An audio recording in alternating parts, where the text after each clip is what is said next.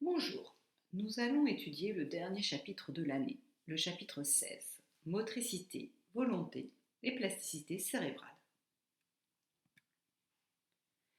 Comme nous l'avons vu dans le chapitre 15, les réflexes sont des contractions involontaires et automatiques de certains muscles. D'autres contractions musculaires sont au contraire liées à notre volonté.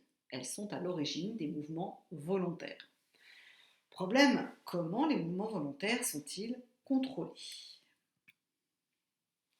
Nous allons tout d'abord voir en grand 1 de la volonté au mouvement, avec tout d'abord la description de la commande volontaire du mouvement. La commande volontaire du mouvement est contrôlée par une région du cortex cérébral appelée l'aire primaire motrice, ou RM1. Les neurones de l'aire M1 contrôlent les mouvements des muscles grâce à une organisation fonctionnelle particulière.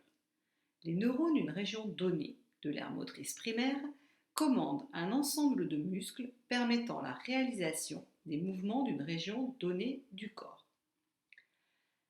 L'aire motrice primaire, qui se situe à droite, va commander un ensemble de muscles qui, eux, sont à gauche de notre corps, et vice-versa. D'autres aires corticales collaborent avec l'aire motrice primaire dans la commande motrice volontaire et forment avec elle le cortex moteur. Schématiquement, les intentions de mouvement sont élaborées entre autres dans le cortex moteur en lien avec les informations sensorielles reçues. L'aire prémotrice et l'aire motrice supplémentaire permettent quant à elles la préparation du mouvement en fonction des stimuli externes ou internes reçus. Donc, sur ce schéma de droite, vous avez les aires motrices du cortex cérébral. Le cerveau est divisé en 4 lobes. En un, le lobe occipital, qui se situe à l'arrière de la tête, au-dessus de la nuque. En 2, vous avez le lobe pariétal, qui va d'une oreille à l'autre. En 3, vous avez le lobe frontal, qui est à l'avant de la tête. Et enfin en 4, le lobe temporal, de part et d'autre de la tête. Sur ce schéma sont représentées les 3 aires motrices. Donc, l'aire motrice primaire ou aire M1, en avant l'aire motrice supplémentaire et juste en dessous l'aire prémotrice. Ces aires se situent dans le lobe pariétal. Vous avez une carte motrice aussi à la surface de l'aire motrice primaire. Chaque organe est représenté dans l'aire motrice primaire, ou le cortex moteur.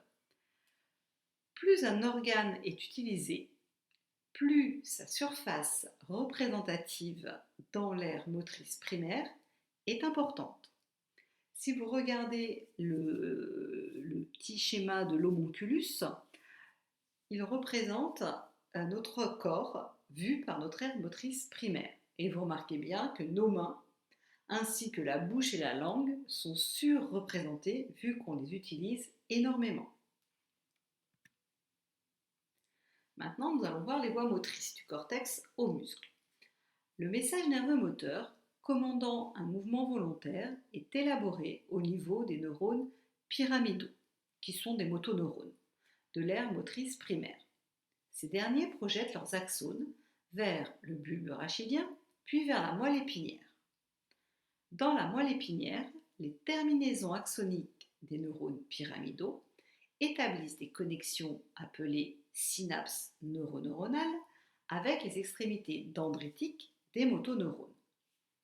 Par l'intermédiaire de synapses, les motoneurones de la moelle épinière sont en contact avec de nombreux autres neurones, dont les neurones sensitifs, dont ils reçoivent différentes informations. Chaque motoneurone intègre toutes ces informations et émet un unique message nerveux qui est transmis via son axone aux terminaisons synaptiques neuromusculaires. Au niveau des plaques motrices, associées aux terminaisons synaptiques du motoneurone, le message nerveux induit la contraction des fibres musculaires. Voici un schéma récapitulatif peut-être plus clair. Donc, au niveau du cortex cérébral moteur, au niveau donc de l'aire primaire motrice. Nous avons un neurone pyramidal. Celui-ci émet un message nerveux moteur lorsque nous décidons d'effectuer un mouvement volontaire. Ce message nerveux moteur passe ensuite dans l'axone du neurone pyramidal, traverse le bulbe rachidien, puis arrive au niveau de la moelle épinière. Au niveau de la moelle épinière, dans la substance grise, un motoneurone va intégrer les messages nerveux moteurs provenant du neurone pyramidal, mais aussi les messages nerveux sensitifs provenant du neurone sensitif. À partir de là, il va transmettre le message nerveux moteur vers les muscles pour réaliser le mouvement volontaire. Voilà la fin de la première partie.